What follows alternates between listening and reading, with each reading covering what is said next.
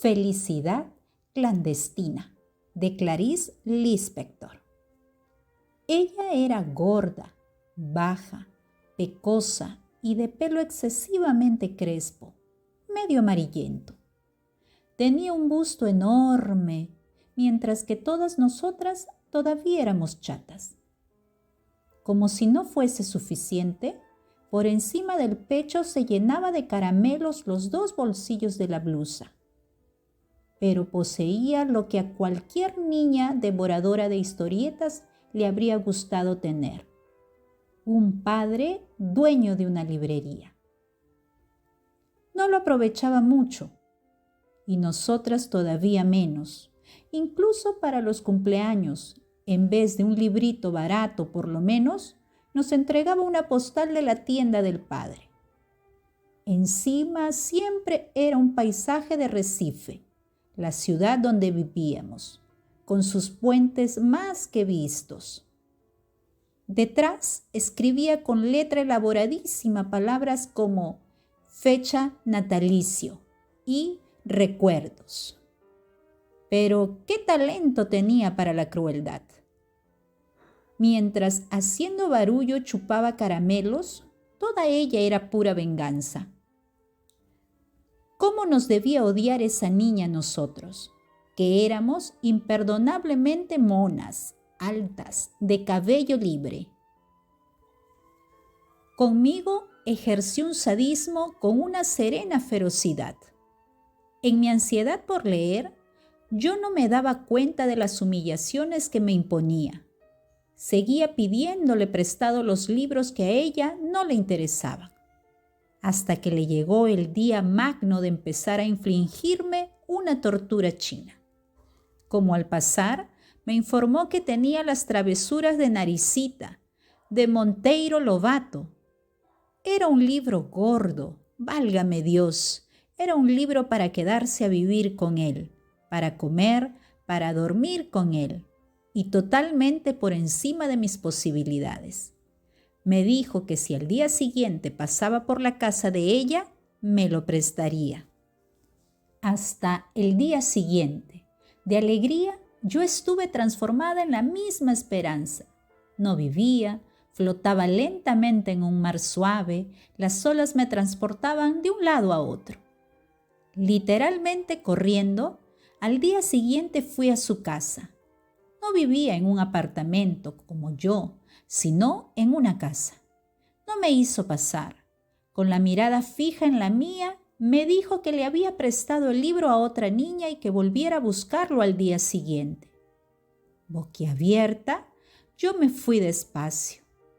Pero al poco rato la esperanza había vuelto a apoderarse de mí por completo y ya caminaba por la calle a saltos, que era mi manera extraña de caminar por las calles de Recife.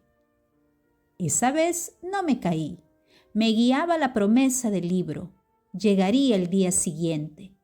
Los siguientes serían después mi vida entera. Me esperaba el amor por el mundo y no me caía una sola vez. Pero las cosas no fueron tan sencillas. El plan secreto de la hija del dueño de la librería era sereno y diabólico. Al día siguiente, allí estaba yo en la puerta de su casa, con una sonrisa y el corazón palpitante. Todo para oír la tranquila respuesta, que el libro no se hallaba aún en su poder, que volviese al día siguiente. Poco me imaginaba yo que más tarde en el curso de la vida, el drama del día siguiente iba a repetirse para mi corazón palpitante otras veces como aquella. Y así seguimos. ¿Cuánto tiempo? Yo iba a su casa todos los días, sin faltar ni uno. A veces ella decía, pues el libro estuvo conmigo ayer por la tarde, pero como tú no has venido hasta esta mañana, se lo presté a otra niña. Y yo, que era propensa a las ojeras, sentía cómo las ojeras se ahondaban bajo mis ojos sorprendidos.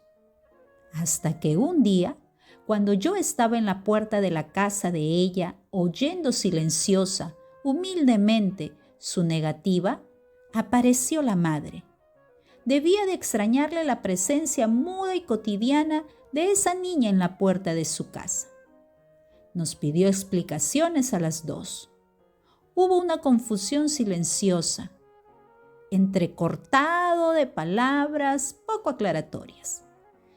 A la señora le resultaba cada vez más extraño el hecho de no entender, hasta que, Madre Buena, entendió al fin.